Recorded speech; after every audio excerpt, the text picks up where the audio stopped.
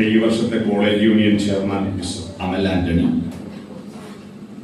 ഇവിടെ ഈ പരിപാടിയിൽ വിശിഷ്ടാതിഥിയായി പങ്കെടുക്കുന്ന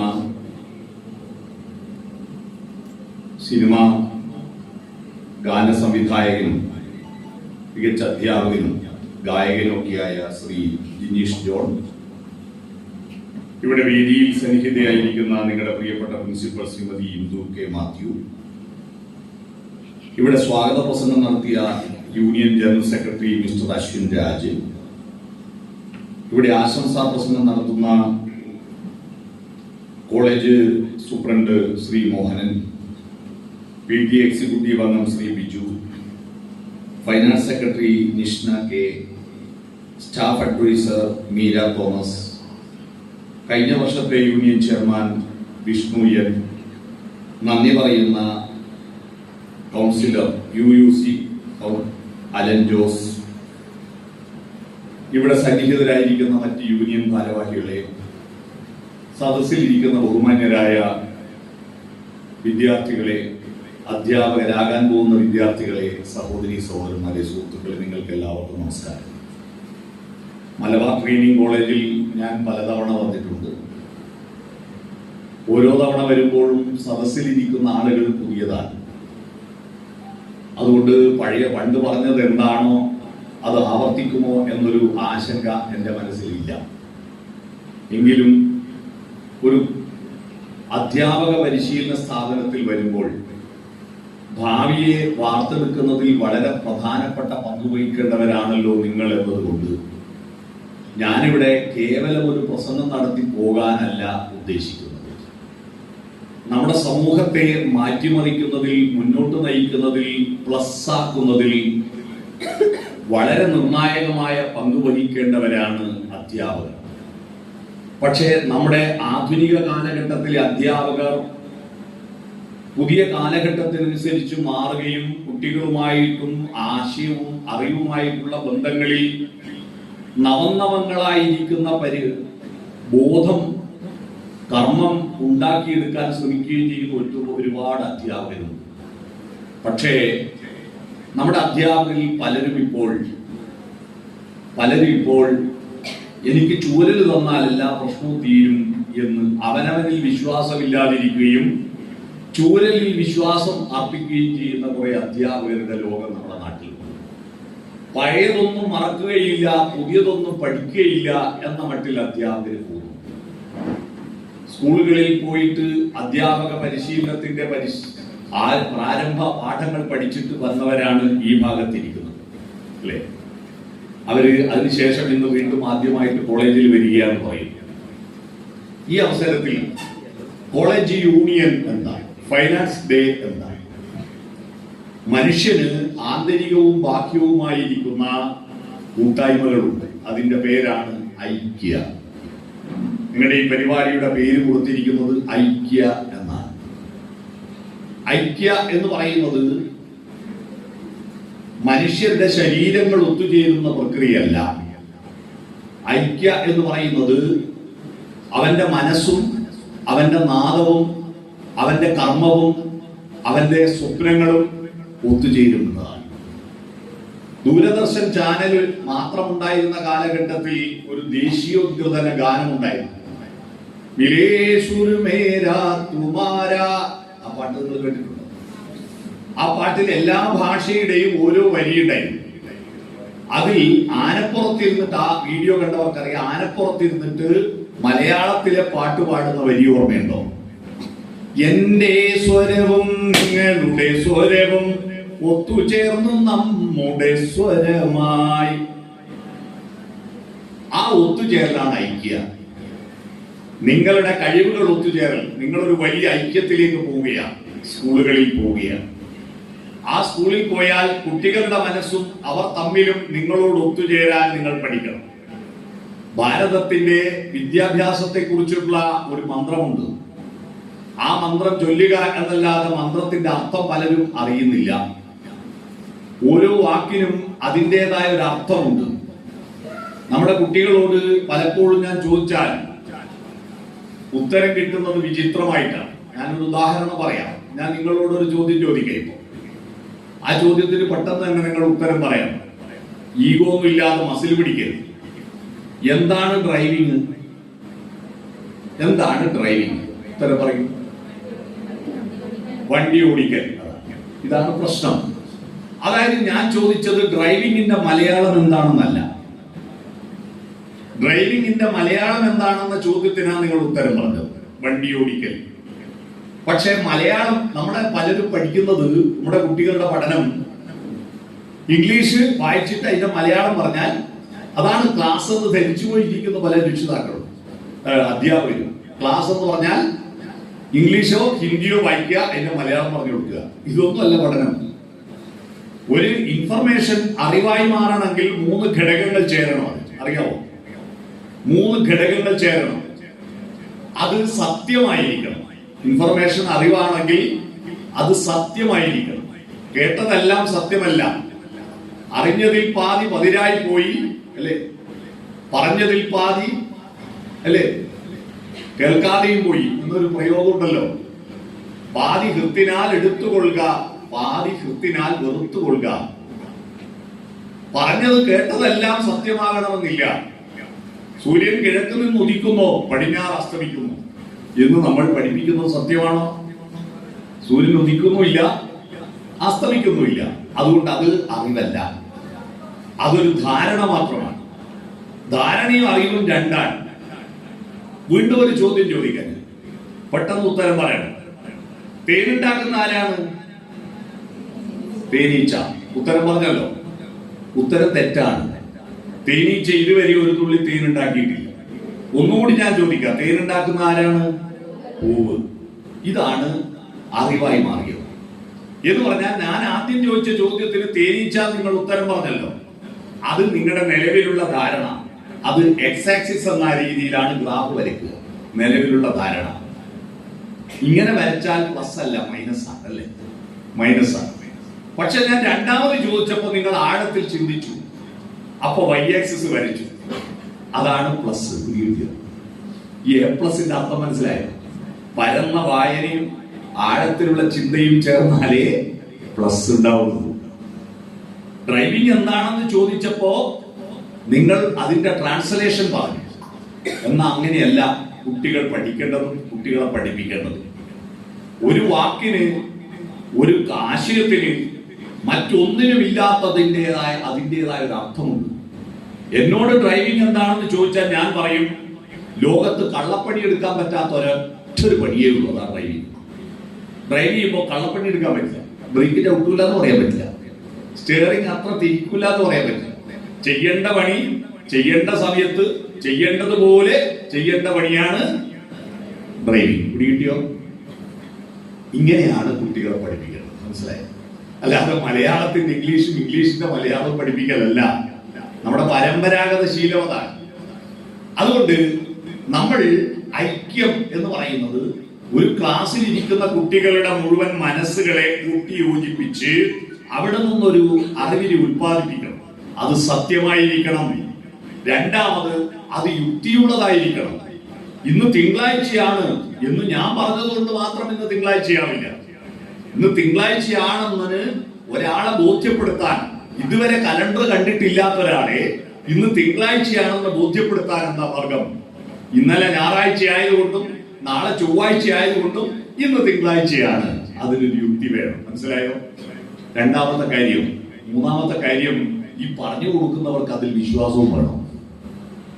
അല്ലാതെ ഞാൻ പാഠപുസ്തകത്തിൽ ഉള്ളത് കൊണ്ട് ഞാൻ പഠിപ്പിക്കുന്നു എന്നതുകൊണ്ട് മാത്രമല്ല, ആ പറയുന്നത് സത്യമാണെന്നും യുക്തിയുള്ളതാണെന്നും എനിക്ക് വിശ്വാസം ഉണ്ടാകുമ്പോൾ ഈ 3 ഘടകങ്ങൾ ചേരുമ്പോഴേ ഒരു ഇൻഫർമേഷൻ എന്താവുന്നുള്ളൂ?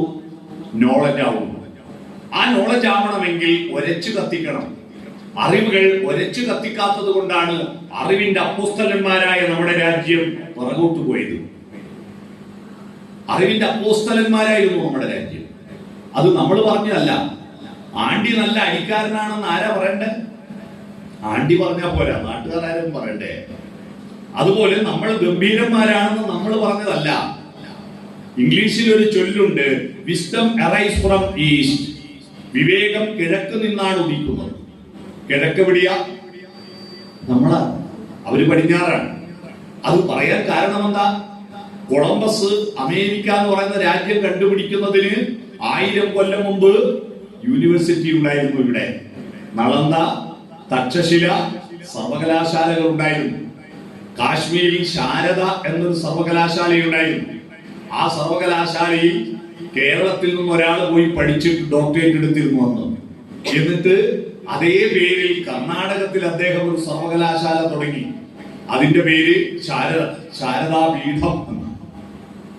ആരാണ് ആളെന്ന് മനസ്സിലായോ? ശാരദാപീഠം സ്ഥാപിച്ചത് ജഗദ്ഗുരു ആദിശങ്കരനാണ്. അദ്ദേഹം ശാരദ സർവകലാശാലയുടെ സ്കോളറാണ്. അറിയണമെന്നുണ്ട്. ഈ സർവകലാശാലകൾ ഉണ്ടായിരുന്നു ഇവിടെ. 18 പുരാണങ്ങളിൽ 25,000 പേരുണ്ട്. അറിയാം നിങ്ങൾ പേരിനെ പറ്റി? ഞാനിപ്പോ പേരിനെ പറ്റി, പേരുണ്ടായതിന്റെ കഥ പഠിച്ചുകൊണ്ടിരിക്കുക. പേരുണ്ടായതിന്റെ കഥ സുമേറിയൻ സംസ്കാരത്തിലാണ് പേര്. മനുഷ്യൻ വരുന്നതിന് മുമ്പ് ഇവിടെ ഒന്നിനും പേരില്ലല്ലോ. ഭൂമിക്ക് ഭൂമിയെന്നും ആകാശത്തിന് ആകാശമെന്നും സൂര്യന് സൂര്യനെന്നും ദൈവത്തിന് ദൈവമെന്നും പേര് വന്നത് നമ്മൾ മനുഷ്യൻ വന്നതിന് ശേഷമാണ്. അതുകൊണ്ടാണ് ഇന്ന് 50 കൊല്ലം മുമ്പും ഇന്നത്തെ തീയതിയിൽ മരിച്ചുപോയൊരു മനുഷ്യൻ, 50 കൊല്ലം മുമ്പ് മരിച്ചുപോയൊരു മനുഷ്യൻ പാട്ടുപാടി, മനുഷ്യൻ മതങ്ങളെ സൃഷ്ടിച്ചു, മതങ്ങൾ ദൈവങ്ങളെ സൃഷ്ടിച്ചു, മനുഷ്യനും മതങ്ങളും ദൈവങ്ങളും കൂടി മണ്ണു പങ്കുവച്ചു, മനസ്സു പങ്കുവച്ചു. ആരാന്ന് മനസ്സിലായി? വയലാർ രാമോർമ്മയുടെ 50ാമത്തെ ചരമദിനമാണ് ഇന്ന്. അദ്ദേഹത്തെ ഓർക്കാതെ പോകുന്നത് ശരിയില്ലല്ലോ. എന്ന് പറഞ്ഞാൽ ദൈവങ്ങൾക്ക് പേരിട്ടതും എല്ലാ മനുഷ്യർക്കും പേരിട്ടതും മനുഷ്യനാണ്. മനുഷ്യന്റെ പ്രത്യേകത അവനവന്റെ പേരും ലോകത്തിൽ എല്ലാ പേരും അറിയുന്ന ആന്തരിക വെളിച്ചമാണ്. ആന്തരിക വെളിച്ചമാണ് മനുഷ്യൻ.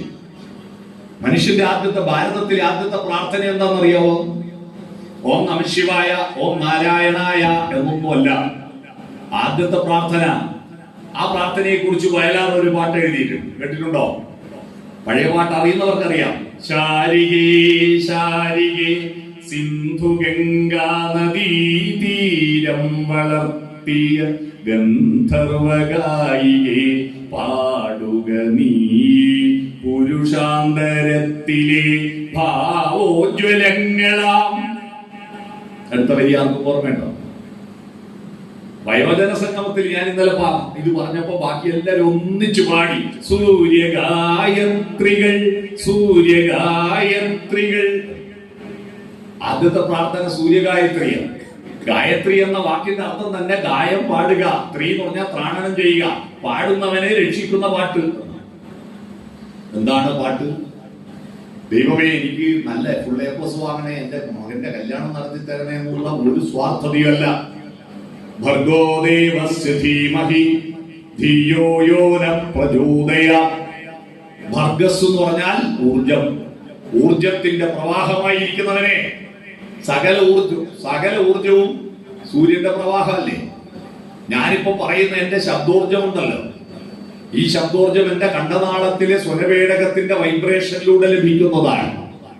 ഈ ശബ്ദോർജം യഥാർത്ഥത്തിൽ സൗരോർജമല്ലേ? കഴിഞ്ഞ കൊല്ലം ആന്ധ്രയിൽ ഉദിച്ച സൂര്യന്റെ പ്രകാശോർജം, ആ പ്രകാശരശ്മികളെ അവിടുത്തെ കർഷകരും തൊഴിലാളികളും നട്ട നെൽച്ചെടിയുടെ നെല്ലോലകൾ ഏറ്റുവാങ്ങി പ്രകാശ സംശ്ലേഷണം നടത്തി, ഫോട്ടോസിന്തസിസ് നടത്തി, കാർബോഹൈഡ്രേറ്റ് ഉണ്ടാക്കി, അന്നജം ഉണ്ടാക്കി, നെല്ലിന്റെ കതിരിനുള്ളിൽ പാല് രൂപത്തിൽ കൊണ്ടുപോയി നിക്ഷേപിച്ച് ആ കതിരുകൾ കാറ്റേറ്റ് വെയിലേറ്റ് വിളഞ്ഞപ്പോൾ അവിടുത്തെ കർഷകരത് കൊയ്തെടുത്തു മെതിച്ചു നെല്ലാക്കി മില്ലിൽ കൊണ്ടേയി കുത്തി അരിയാക്കി ചാക്കിൽ കെട്ടി ഗുഡ്സ് ട്രെയിനിൽ കയറ്റി ഹൈദരാബാദ് നിന്ന് ട്രെയിനിൽ കയറ്റി സെക്കന്ദരാബാദ്, വിജയവാഡ, സേലം, ഈറോഡ്, കോയമ്പത്തൂർ, പാലക്കാട്, ഒറ്റപ്പാലം, ഷൊർണൂർ, പട്ടാമ്പി, കുറ്റിപ്പുറം, തിരൂര്, താനൂര്, പരപ്പനങ്ങാടി, ഫറൂഖ്, കോഴിക്കോട്, കൊയിലാണ്ടി, വടകര, മാഹിപ്പാലം, തലശ്ശേരി, മുഴപ്പിലങ്ങാട് FCI ഗോഡൌണിൽ കൊണ്ടുവന്ന് അവിടുന്ന് ചിറ്റാരിപ്പറമ്പിലെ കാഞ്ഞാമാസൂരിന്റെ റേഷൻ കടയിൽ കൊണ്ടുവന്ന അരി എന്റെ വീട്ടിൽ വാങ്ങിക്കൊണ്ടുവന്നിട്ട് അരച്ചിട്ട് ചുട്ട 5 ഇഡ്ഡലി ഞാൻ രാവിലെ തിന്നിരുന്നു. അതിന്റെ ഊർജമാണ് എന്റെ തൊണ്ടയിൽ നിന്ന് കേൾക്കുന്ന ഒച്ച. എത്ര ആളുകളുടെ ഐക്യമാണ് ഈ പ്രപഞ്ചം. നമ്മളൊന്നും ഒറ്റയ്ക്ക് നമ്മളൊന്നും ഉണ്ടാക്കിയിട്ടില്ല. എല്ലാവരും ചേരാതെ ഒന്നും ഉണ്ടാവുന്നില്ല. അത്തരത്തിലുള്ള ഊർജപ്രവാഹമാണ് സൂര്യൻ. അതാ ഭർഗോദേവസ്യ ധീമഹി. അടുത്തതോ ധിയോ യോ ന പ്രചോദയാത്. ധീ എന്ന് പറഞ്ഞാൽ എന്താ? ബുദ്ധി. ബുദ്ധിയെ പ്രചോദിപ്പിക്കുന്ന പ്രകാശമേ വന്നാലും എന്ന് പറഞ്ഞാൽ മനുഷ്യൻ വരുന്നതിന് മുമ്പ് പക്ഷിമൃഗാദികൾക്കെല്ലാം സൂര്യന്റെയും ചന്ദ്രന്റെയും പ്രകാശം കാണാൻ കഴിയുമായിരുന്നു, കണ്ണുണ്ടായിരുന്നു. പക്ഷെ അത് സൂര്യനാണെന്നോ ചന്ദ്രനാണെന്നോ അവർക്കറിയില്ലായിരുന്നു. കാരണം അവർക്ക് അകത്ത പ്രകാശം ഉണ്ടായിട്ടില്ല. പുറത്തെ പ്രകാശം തരുന്നവനെ നീ അകത്ത പ്രകാശമായി മാറൂ എന്നാണ് സൂര്യഗായത്രിയുടെ പ്രാർത്ഥന. മനസ്സിലായോ? കുറച്ചും കൂടി ക്ലിയർ ആയിട്ട് ഞാൻ പറയാം. പുറത്ത് വെളിച്ചം തരുന്ന ആളെ കൃഷ്ണൻകുട്ടി എന്ന് പറയും, അകത്ത് വെളിച്ചം തരുന്ന ആളെ ശിവൻകുട്ടി എന്ന് പറയും. മനസ്സിലായോ? പുറത്ത് വെളിച്ചം തരുന്ന ആള് കൃഷ്ണൻകുട്ടി, ഇലക്ട്രിസിറ്റി മന്ത്രി. അകത്ത് വെളിച്ചം തരുന്ന ആള് ശിവൻകുട്ടി, വിദ്യാഭ്യാസ മന്ത്രി. വ്യത്യാസം മനസ്സിലായോ? ഈ അകത്ത വെളിച്ചമാണ് മഹത്വം. ഈ അകത്ത വെളിച്ചത്തെ പ്രാർത്ഥിക്കുന്ന മനുഷ്യനാണ് ലോകത്തിൽ സകലതിനും പേരിട്ടത്, എല്ലാറ്റിന്റെയും അർത്ഥമറിഞ്ഞത്. അങ്ങനെ 25,000 പേര് 18 പുരാണങ്ങളിലുണ്ട്. അറിയുമോ? ഒരു പേരിന് പോലും അർത്ഥരഹിതമല്ല. ഇന്നത്തെ പേര് പോലെയല്ല. ഇന്നത്തെ പേര് എന്താ അർത്ഥം? ഒരു കുട്ടിയുടെ പേര് ടിങ് ടോങ്. എന്താണ്? ജപ്പാനീസ് ആണോ? അല്ല. രാവിലെ പേരിടുന്ന ദിവസം രാവിലെ അപ്പുറത്തെ കോഴിനാട്ടം വന്ന് കോളിംഗ് ബെല്ല അമർത്തി ടിങ് ടോങ് അതിട്ടു എന്നാ പറഞ്ഞു. എന്തെങ്കിലും ഒരു പേര് വേണ്ടേ? എന്നാ പുരാണത്തിൽ ഒരു പേര് പോലും ഒരു ദൈവത്തിന്റെ പേരിനും അർത്ഥമില്ലാതെയില്ല. ഓരോ ദൈവത്തിന്റെ പേരിനും അർത്ഥം എന്തെന്ന് അറിയണം. അർത്ഥം അറിഞ്ഞിരുന്നുവെങ്കിൽ ഈ മതങ്ങൾ തമ്മിലുള്ള സ്പർദ്ധത ഇല്ലാതാവും. ഞാനൊരു പ്രസ്താവന പറയാം. ഭഗവത്ഗീത ഖുറാനായ ബൈബിളാണ് എന്ന് പറഞ്ഞാൽ എന്തോ മനസ്സിലായോ? ഭഗവത്ഗീത ഖുറാനായ ബൈബിളാണ്. ഭഗവത്ഗീത പുസ്തകം. ഖുറാൻ എന്ന് പറഞ്ഞാൽ എന്താ? വായിക്കപ്പെടേണ്ടത് എന്നാണ്. ഖുറാൻ എന്ന് പറഞ്ഞാൽ വായിക്കപ്പെടേണ്ടത്. ബൈബിൾ എന്ന് പറഞ്ഞാലോ പുസ്തകം എന്ന് പറഞ്ഞാൽ നമ്മള് കോളേജിൽ പോകുമ്പോൾ പുസ്തകം എടുത്തു പോകും. എന്നാൽ പൂജക്ക് നവരാത്രിക്ക് കൊണ്ടേ വെക്കുമ്പോ അതിന്റെ പേര് ഗ്രന്ഥം ആവില്ലേ?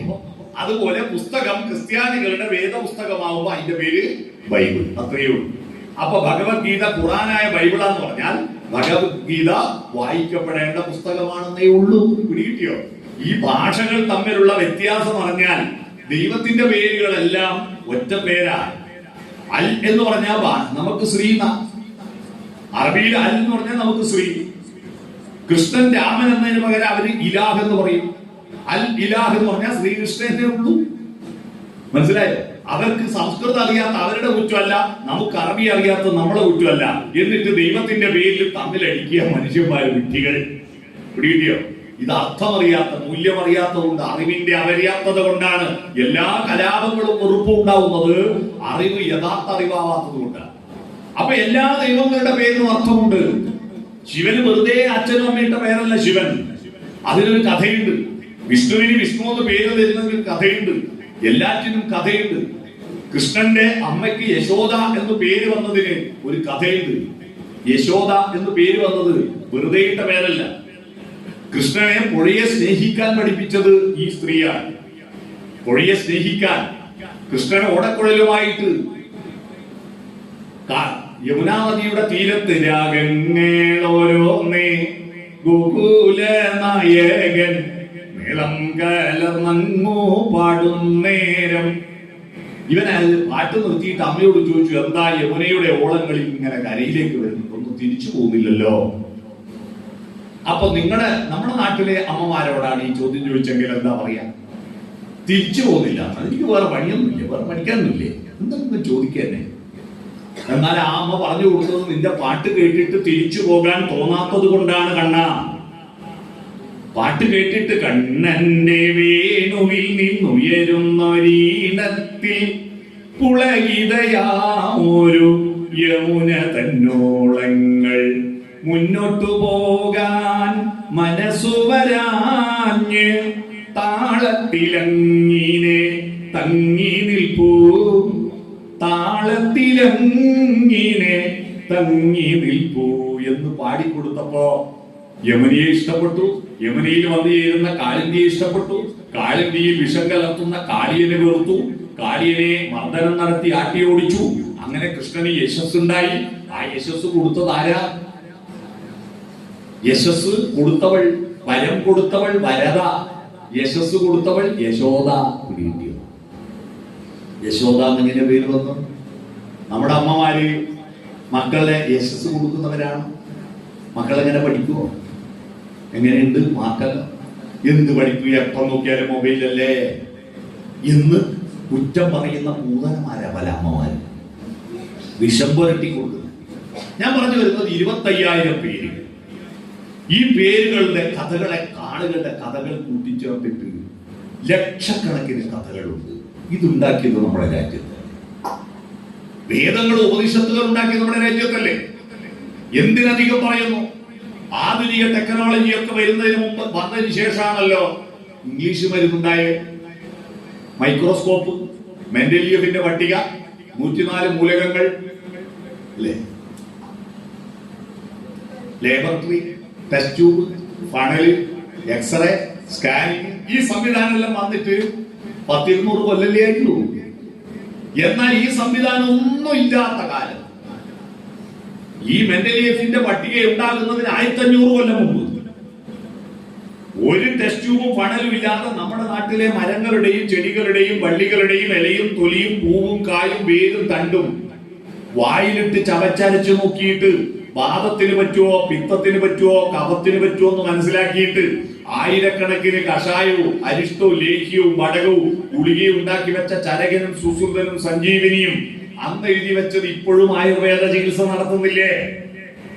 ചെറിയ ബുദ്ധിയാണോ? ഇത്രയും ബുദ്ധിമാന്മാരായിട്ടും എന്തേ നമ്മുടെ രാജ്യം പട്ടിണി റാങ്കിങ്ങിൽ 111 സ്ഥാനത്താണ്? എന്തേ? ഈ ഹാളിനകത്തുള്ള ഏതൊക്കെ ഒരു സാധനം ഇന്ത്യയെ കണ്ടുപിടിച്ചിട്ടുണ്ടെന്ന് പറഞ്ഞാട്ടെ.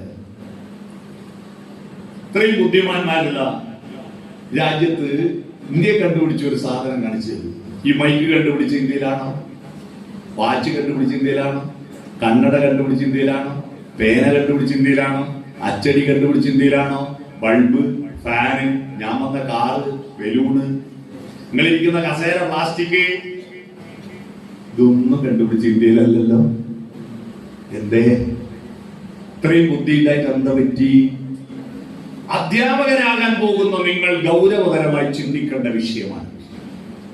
വെറുതെ യൂണിയന്റെ ആഘോഷവും നടത്തി പ്രസംഗവും നടത്തി പിരിഞ്ഞു പോക്കല്ല. സഹനാവതു കൂട്ടമായി ചിന്തിക്കണം. അതാണ് ഐക്യം. കൂട്ടമായി ചിന്തിക്കണം. എന്തുകൊണ്ട് പറ്റി? അവിടെയാണ് നിങ്ങൾ ശ്രദ്ധിക്കേണ്ടത്. നമ്മുടെ രാജ്യം അറിവിൽ പ്ലസ് ആവാൻ അനുവദിച്ചില്ല.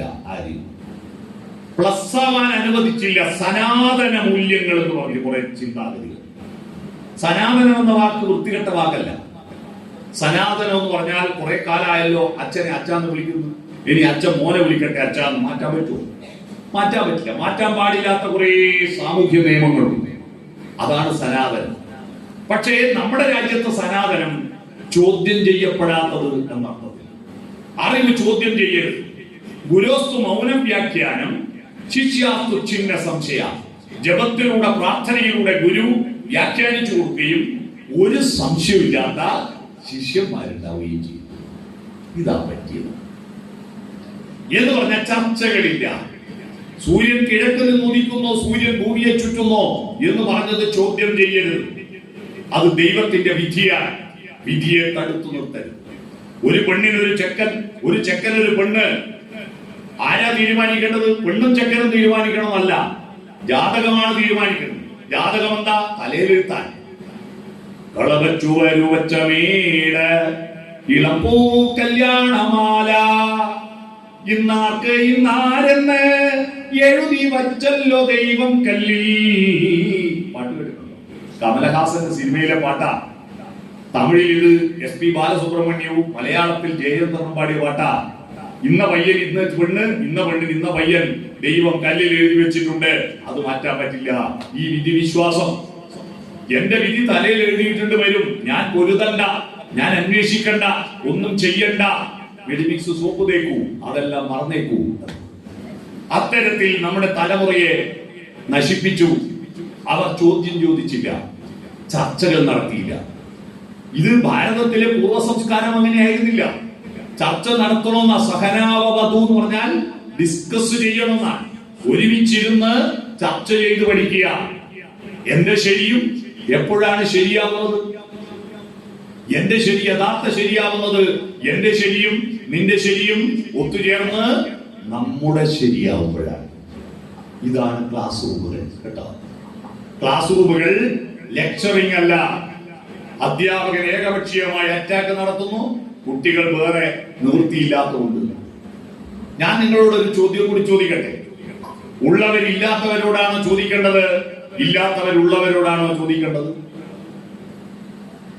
ഉള്ളവർ ഇല്ലാത്തവരോട് ചോദിക്കണമോ, ഇല്ലാത്തവർ ഉള്ളവരോട് ചോദിക്കണമോ? ഇല്ലാത്തവർ ഉള്ളവരോട് ചോദിക്കണം. സ്കൂളിൽ അറിവുള്ളത്, കൂടുതൽ അറിവുള്ളത് അധ്യാപകർക്കല്ലേ, ഇല്ലാത്തത് കുട്ടികൾക്കല്ലേ. അപ്പൊ ഇല്ലാത്തവരുള്ളവരോടല്ലേ ചോദിക്കണ്ടേ? അപ്പൊ ചോദ്യം ചോദിക്കേണ്ടത് ആരാ? കുട്ടികളാണ്. ഉത്തരം പറയേണ്ടത് ആരാ? അധ്യാപകരാ. പക്ഷെ ഇപ്പോഴാരാ ചോദ്യം ചോദിക്കുന്നത്? അധ്യാപകർ. ഉത്തരം പറയേണ്ടത് ആരാ? കുട്ടികൾ. ഉത്തരം അറിയെങ്കിൽ കുട്ടികൾ സ്കൂൾ വരുമോ? അറിയാത്ത കൊണ്ടല്ലേ, നിവൃത്തികേട് കൊണ്ടാണ് വന്നിരിക്കുന്നത്. പിന്നെ ഏത് ഉത്തരാ ചോദിക്കുന്നത്? ഏത് ഉത്തരാ ചോദിക്കുന്നത്? മോളൊന്നും ശരിക്കുക.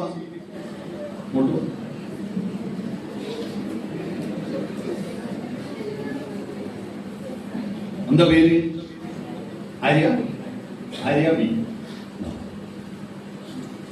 അവൾ കയറി വന്നതല്ലേ, എന്തോ കൊടുക്കട്ടെ. എന്റെ ഫോൺ അവൾക്ക് കൊടുക്കും. അവള് നോക്കട്ടെ, നിങ്ങളെ നോക്കുക, എന്നെ നോക്കുക എന്നല്ലാതെ ഈ കൊടുത്ത ഫോൺ എന്തിനാവോ ഏതിനാവോ അറിയാവോ? ഇല്ല. കൊടുത്ത കൊണ്ട് വാങ്ങി. അത് ഏത് കമ്പനിയാന്ന് പോലും നോക്കിയാ നോക്കിയാ നോക്കിയാ നോക്കിയാ ഞാൻ കൊടുത്തോണ്ട് വാങ്ങി. ഇപ്പോഴെന്തിനാ അവൾ കൈ പിടിക്കുന്ന? ഇദ്ദേഹം ഇത് ചോദിക്കും, അപ്പൊ തിരിച്ചു കൊടുക്കാൻ അല്ലേ? തന്നു.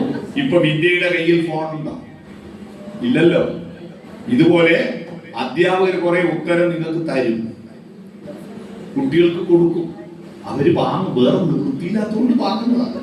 എന്തിനാവോ ഏതിനാവോ വാങ്ങി. എന്തിനാ വാങ്ങുന്ന? ചോദിക്കുമ്പോ തിരിച്ചു കൊടുക്കാൻ. എപ്പോഴാ ചോദിക്കുക? പരീക്ഷയ്ക്ക് ചോദിച്ചു, ഉത്തര പേപ്പറിൽ തിരിച്ചു കൊടുത്തു. ഞാൻ ചോദിച്ചപ്പോ ഫോൺ എനിക്ക് തിരിച്ചു തന്നു. ഇപ്പൊ വിദ്യയുടെ കയ്യിൽ ഫോൺ ഉണ്ടോ? പരീക്ഷ കഴിഞ്ഞാൽ കുട്ടികളുടെ കയ്യിൽ ഉത്തരവുണ്ടോ? ഈ വിഡിത്തമല്ല, ഈ വിഡിത്തമല്ല. ഈ വിഡിത്തം തിരുത്തണം. ചോദ്യമാണ് പ്രധാനം. നമ്മുടെ കുട്ടികളെ ചോദ്യം ചോദിക്കുന്നവരാക്കി വളർത്തണം. ചോദ്യം ചോദിക്കുമ്പോ കുട്ടികളുടെ മനസ്സിൽ പ്ലസ് ആവും. അറിയാവോ? ഇവിടെ വന്നു ചേരുമ്പോൾ നിങ്ങളുടെ തൂക്കം നോക്കിയോ? ഇവിടുന്ന് സർട്ടിഫിക്കറ്റ് തരുമ്പോ ഇവിടെ വന്ന് ചേരുമ്പോൾ 45 കിലോ തൂക്കമുള്ള വിദ്യ തിരിച്ചു പോകുമ്പോ 55 കിലോ ആയിട്ട് പ്ലസ് ആക്കി തന്നിരിക്കുന്നു ആണോ അവിടുന്ന് സർട്ടിഫിക്കറ്റ് തരുന്നത്? അല്ല. പ്ലസ് ആവേണ്ടത് ആന്തരിക തലമാണ്. ആന്തരിക തലം പ്ലസ് ആവണമെങ്കിൽ ചോദ്യങ്ങൾ ഉയരണം. ഒന്നുകൂടി ഞാൻ ഫോണ് വിദ്യയുടെ കയ്യിൽ കൊടുക്കുക.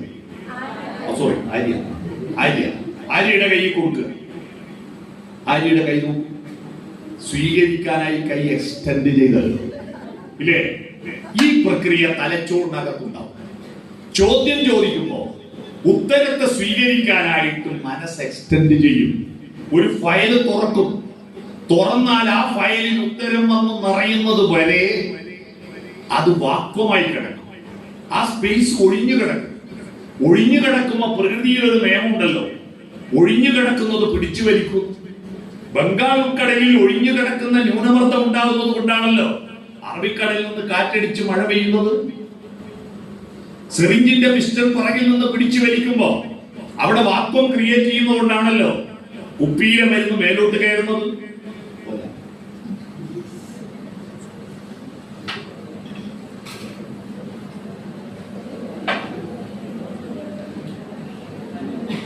ഒഴിഞ്ഞു കിടക്കുന്നതിന്റെ കരുത്ത് ഞങ്ങൾക്ക് കാണിച്ചു. ഈ ഗ്ലാസ്സിലെ വെള്ളം എന്റെ കയ്യിലുണ്ടല്ലോ, ഇതെന്റെ കയ്യിൽ കമഴ്ത്തി വെച്ചാൽ മറിഞ്ഞു പോവില്ലേ? പക്ഷെ മറിഞ്ഞു പോവില്ല. ചെരിച്ചാ മറിയും, ചെരിച്ചാ മറിയുന്നില്ല. ഇതൊന്നും എടുത്തു കിട്ടുന്നില്ലല്ലോ. എങ്ങനെയാണ് ഇത് ടൈറ്റായി നിന്നത്? ഇത് മാജിക് ഗ്ലാസ് ഒന്നുമല്ല.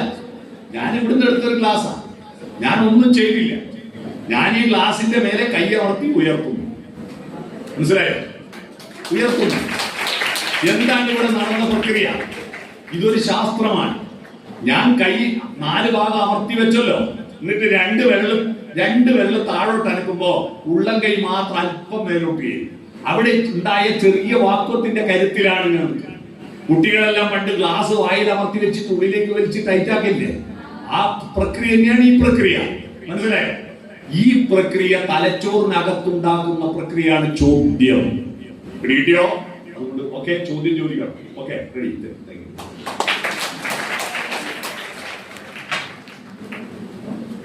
സഹനാവവത്, അങ്ങോട്ടും ഇങ്ങോട്ടും ചർച്ച ചെയ്ത് ഉത്തരത്തിൽ കുട്ടികളെ എത്തിക്കുക വേണം. അല്ലാതെ നിങ്ങൾ കൊണ്ടുപോയി ഉത്തരം വിളമ്പി കൊടുക്കുകയല്ല. ഉത്തരത്തിൽ കുട്ടികളെ എത്തണം. അത് അവന്റെ ഉത്തരമായി മാറണം. പിടികിട്ടിയോ? നേരത്തെ തേനിനെ പറ്റി ഞാൻ ചോദിച്ചല്ലോ. തേന്, എല്ലാം പൂവിലെ തേന് തേനീച്ച കുടിക്കുന്നില്ലല്ലോ. പൂക്കളെല്ലാം മണ്ണിൽ വീഴുമ്പോ അതിലുള്ള തേനെല്ലാം മണ്ണിലടിഞ്ഞു പോകുന്നില്ലേ? മനുഷ്യർ ഈ ഭൂമിയിൽ ഉണ്ടാകുന്നതിന് കോടാനുകോടി വർഷങ്ങൾക്ക് മുമ്പ് പൂക്കൾ ഉണ്ടായിരുന്നു ഈ ഭൂമി. ആ പൂക്കളിലെ തേനെല്ലാം മണ്ണിൽ അടിഞ്ഞിട്ട് കോടിക്കണക്കിന് ലിറ്റർ തേന് മണ്ണിൽ അടിഞ്ഞുപോയി. എന്നിട്ട് എന്താ മണ്ണിന് മധുരമില്ലാത്ത? മണ്ണിന് മധുരമില്ലാത്തത് ഒരു ഭക്ഷ്യപദാർത്ഥമാണ് തേൻ. 24 മണിക്കൂർ കൊണ്ട് കിട്ടും. അതുകൊണ്ടാണ് മണ്ണിന് മധുരമില്ലാത്തത്. പക്ഷെ നിങ്ങളുടെ വീട്ടിലെ തേന് കെട്ടുപോകുന്നില്ലല്ലോ.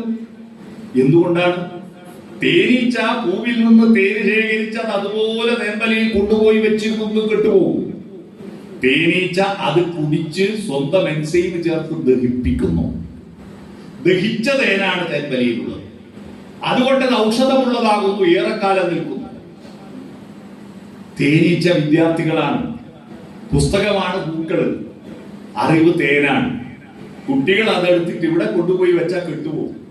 അത് അവന്റെ യുക്തിയും അവന്റെ വികാരവും അവന്റെ അനുഭവവും അവന്റെ ചിന്തകളും ചേർത്ത് ദഹിപ്പിക്കുമ്പോഴേ അത് എല്ലാ കാലത്തും ഉപയോഗിക്കുന്ന ഔഷധവും ആകുന്നത്. മനസ്സിലായോ? അവിടെയാണ് പരന്ന വായന പോരാ, ആഴത്തിലുള്ള ചിന്ത വേണം. അതാണ് പ്ലസ്. കുട്ടികൾക്ക് A+ വേണ്ടേ? പരന്ന വായന X ആക്സിസ്, ആഴത്തിലുള്ള ചിന്ത Y ആക്സിസ്. അത്തരത്തിൽ പഠിക്കണം, പഠിപ്പിക്കണം. അതുകൊണ്ട് സഹനാവവതു കഴിഞ്ഞാൽ സഹനോ പുനത്തു. തേനീച്ച ഭുജിച്ചല്ലോ, ആ അറിവിനെ ഭുജിക്കണം.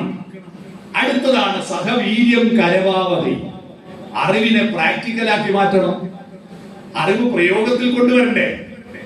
സഹവീര്യം കരവാവതി. അപ്പോഴാണ് ഒരു തേജസ്, അറിവിന്റെ യഥാർത്ഥ വെളിച്ചം മനസ്സിലുണ്ടാവുന്നത്.